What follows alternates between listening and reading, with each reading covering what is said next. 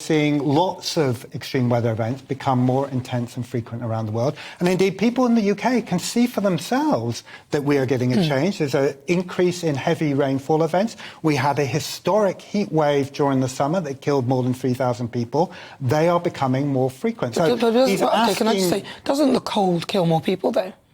Well, you're saying the heat. That people, no, but you just said the cold kills more people, right? Cold kills more people at the moment. That's true. But that doesn't mean that people who die of heat don't matter. Well, I'm just if people who die of cold don't matter. I'm balancing it. I'm saying that you're using that as a big thing. So I'm saying, but actually, more people die of cold. Well, I think so the families and friends of the 3,000 people who died of heat do think it's. Well, I think yes, and so would the other hundreds of thousands, or however many people, thousands die of cold as well. And we should be stopping those as well by having better insulated homes and treating people better during the winter and looking after them. But if you go to poor countries, they are poor. They find it much more difficult to deal with these impacts than we do. And it's quite right that we should be helping them with the cost. Could it be argued, though, if you think about this, the Industrial Revolution, so we created the spinning jenny, the locomotive, all these things that have actually prolonged life, but why, and then obviously other countries have taken them on board,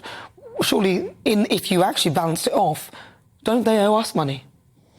Well, I mean, if we're going to go through the reparations route because of climate change and everything, then you have to look at it as a whole. As a whole, that didn't we come up with what is it? Not antiseptic, the other one. But we've come up with penicillin. We've come up with so many things that have saved lives. Wouldn't you say that coming up with those? Why are we just looking at the climate? We've saved people all over the world. Well, if you have somebody who comes in and builds your house and makes a mistake and it falls down and causes you an injury, they don't say to you, well, look, I've helped you. I don't have to pay you compensation. You have a medical operation and somebody through... Well, that's if you can prove that they specifically caused it. But is there actual proof and causality that our actions have definitely caused it, especially when China have emitted 8 times more than us in the last few years? Very little. If there was any effect, then it's obviously almost nothing to do with the UK. But the other point is, this is money that's being asked to be put into some pot to be handed out based on what we don't know, when in fact what we have done in the past, where there is an actual earthquake, disaster or whatever, the money we have goes into actually helping those people out. We send in famine relief, we send in drugs, we send in whatever we send in. So we've been doing that for forever. That's an OK use of money, and perhaps they should be paying us back for that now. What poor people should be paying back for emergency aid. It's as logical people as... in Haiti and in Pakistan should be paying us back. The point I'm making is it's as logical as the points that you're making.